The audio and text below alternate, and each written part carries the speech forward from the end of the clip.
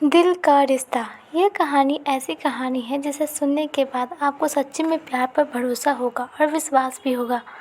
शहर के सबसे व्यस्त कोने पर प्रिया की छोटी सी चाय की दुकान थी।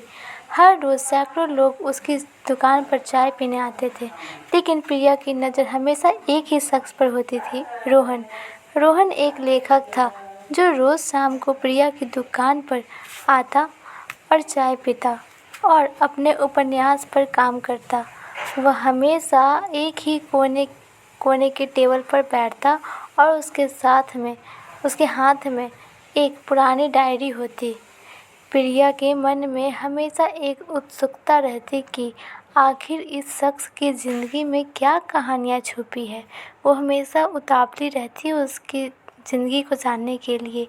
एक दिन उसने हिम्मत जुटाकर रोहन से बात करने की सोची।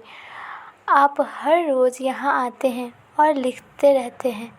क्या मैं जान सकती हूँ कि आप क्या लिखते हैं? प्रिया ने संकोच करते हुए पूछा। रोहन ने मुस्कुराते हुए कहा, मैं कहानियाँ लिखता हूँ, ज़िंदगी की कहानियाँ। और तुम? प्रिया ने हंसते हुए कहा, मैं चाय बनाती हूँ, लेकिन हर कप चाय में एक ऐसी कहानी छुपी होती है।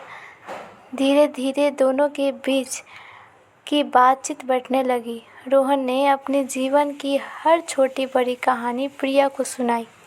वह बताता है कि कैसे बचपन से ही उसे कहानियाँ लिखने का शौक़ था और कैसे उसने अपने सपने को पूरा करने के लिए शहर में कदम रखा। वह एक छोटा सा गांव से रहता था। प्रिया ने भी अपने सपनों और ख्वाबों को रोहन को सामने रखा।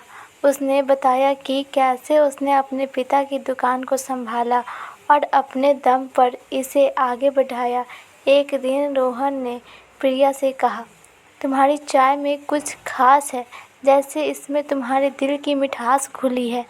प्रिया मुस्कुरा दी और बोली, शायद इसीलिए कि मैं इसे दिल से बनाती हूँ और दिल से बनी हर एक चीज़ बहुत मीठा होता है।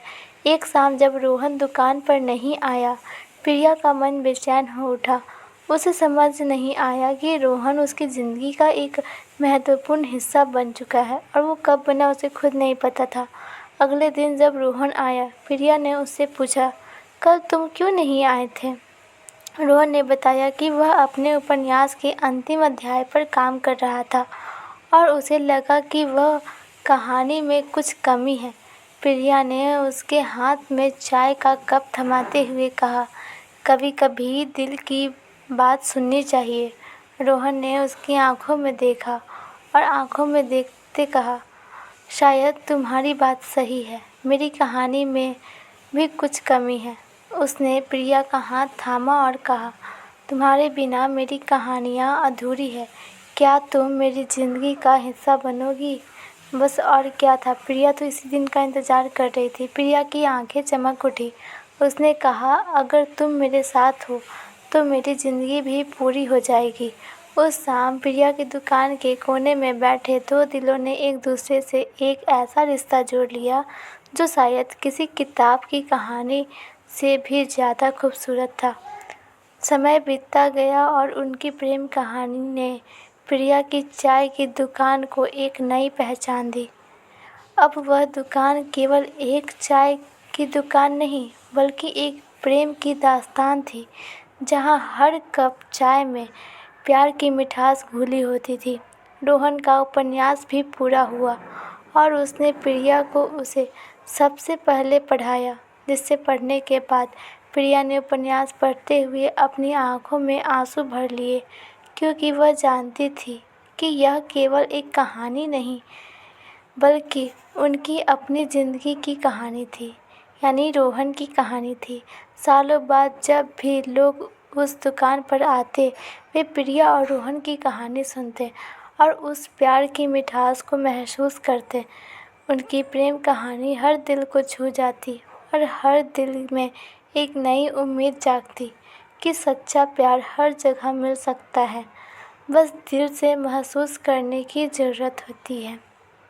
धन्यवाद दोस्तों। अगर आपको हमारी ये कहानी अच्छी लगी है, प्लीज़ वीडियो को लाइक कीजिए, चैनल को सब्सक्राइब कीजिए और साथ ही बेल आइकन को क्लिक कर दीजिए। वीडियो दोस्तों के पास शेयर कीजिए और कमेंट में बताइए कि आपको हमारी कहानी कैसी लगी। If you are enjoying this video, please like subscribe this channel. अगर भोजपुरी में बोले तो कि रउआ के हमार कहानी कैसन लगल, प्लीज़ हमके कमेंट में बताई और ये वीडियो को लाइक कर दी और चैनल के सब्सक्राइब कर दी। हम कल एकरो से बढ़िया कहानी लाइव और रउआ के सुनाइब। तो मिला तानी अगली कहानी में, तब तक के लिए धन्यवाद। रउआ जल्दी से जल्दी सब्सक्राइब करें ताकि हमारा 1000 सब्सक्राइबर कंप्लीट हो जाए।